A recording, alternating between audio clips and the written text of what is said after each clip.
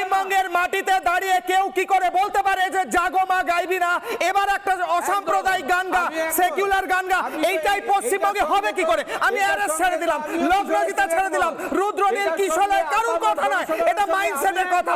কোন সাহসে? রুদ্রনীল বাবু আসি, রুদ্রনীল বাবু এই ঘটনার সাথে আমি একমত। আসি, কেন হবে? রুদ্রনীল বাবু দেখুন খুব সোজা জায়গা কিশলয়। এখানে আমি প্রথমে ধন্যবাদ জানাবো শঙ্কুদেব পান্ডাকে, যে তিনি মিদনাপুরের সন্তান হিসেবে ওই মাটিতে যখন কোনো ঘটনাকে বড় করে স্পষ্ট করে তুলে ধরেন, না হলে মণিশঙ্কর বাবুকে এখানে দেখতে পাওয়া যেত না, আমিও থাকতাম না এই অনুষ্ঠান নিয়ে কথা বলবার, আর মানুষ বুঝতেও পারতেন যে স্পষ্ট করে যে ওপার আর এপারের মধ্যে এই জেহাদি শক্তির আস্ফলনের আসল উৎসটা কি, যে প্রশ্নটা আপনি করলেন।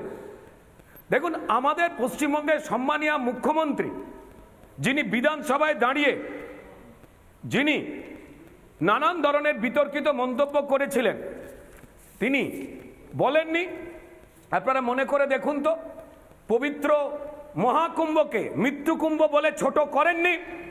তিনি পবিত্র ঈদের নামাজের মঞ্চে উঠে হিন্দু ধর্ম গন্দা ধর্ম বলেননি। এইখান থেকে এই অসুখগুলো তৈরি হয়, এইখান থেকেই জেহাদি শক্তিকে প্রশ্রয় দেওয়া হয়। যখন স্কুলে স্কুলে সরস্বতী পুজো বন্ধ করে দেওয়া হয়, যখন একের পর এক মূর্তির মুন্ডু কেটে দেওয়া হয়, তখন এই মুখ্যমন্ত্রী চুপ করে থাকেন এবং জেহাদি শক্তিকে প্রশ্রয় দেওয়া হয়। যখন হরগোবিন্দ দাস চন্দন দাসকে মারা হয়, যখন পুলিশের জিপ জ্বলে এবং পুলিশরা নিষ্ক্রিয় থাকেন, হিন্দুদের ফোন পেয়ে যিনি পুলিশ মন্ত্রী তিনি চুপ থাকেন, তখনই এই জেহাদি শক্তিকে প্রশ্রয় দেওয়া হয়। এবং এই জন্য মেহবুব মল্লিকের মতো এই কীটাণুরা, এই জীবাণুরা জেগে ওঠে, বড় হয়ে ওঠে। যে বর্বরতা বাংলাদেশে চলছে, ঠিক একই কায়দায় পশ্চিমবঙ্গে সেটাকে আরো বড় করার সাহস পায়, যা দায়ী মমতা বন্দ্যোপাধ্যায়। মণিবাবু ডিনাই করুন। না, আমি তো একটা কথাই বললাম যে লগ্নজিতা ম্যাডাম যিনি কমপ্লেনটা করেছেন তিনি বলছেন যে আমার সঙ্গে ভালো ব্যবহার করেছে, আমি সন্তুষ্ট। যে কথাটা তিনি বলেছেন প্রথমে কমপ্লেন দিতে চাইনি। আমি দেখাবো। কিন্তু আমার কথা হচ্ছে যে শঙ্কুদের কথাতেই কি ওসিরা চলে? ও বলছে যে আমি বলেছি বলে কমপ্লেনটা করেছে, আমি বলেছি বলে পেপারটা নিয়েছে। জিডি হয়, জিডি জিডি জিডি জিডি আপনি তো আগে ভাষা বোঝেন। আমি ডিবেটের দ্বিতীয় অংশে যাব। গ্রেফতার হননি এবং অনেকে আজকে কোর্টে না, দুজন এখনো বলেননি, আমি তাদের কাছে যাব। তার আগে আমাকে আমি আসি। দুজন এখনো বলেননি, শঙ্কুদা দুজন বলেননি, দুজন একদম বলেননি শুরু থেকে। না, আমাকে দুজন বলেননি, তাদের কাছে যেতে হবে। তার আগে আমি একটা বাইট বেল্ট শোনাবো, পরপর কয়েকটা বক্তব্য শুনুন এই ঘটনা নিয়ে বাংলার মানুষ এবং বিশিষ্টজনদের কি প্রতিক্রিয়া। অগ্নিবাণ 2, তারপর আসি ডিবেটের দ্বিতীয় অংশে সৌগত এবং অরিন্দম বাবুর কাছে, তারপর যাব প্রত্যেকের কাছে। শুনুন।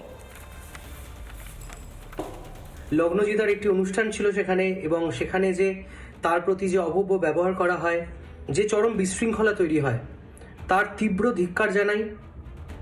এরকম ঘটনা একেবারেই অভিপ্রেত নয়, খুবই নিন্দনীয়।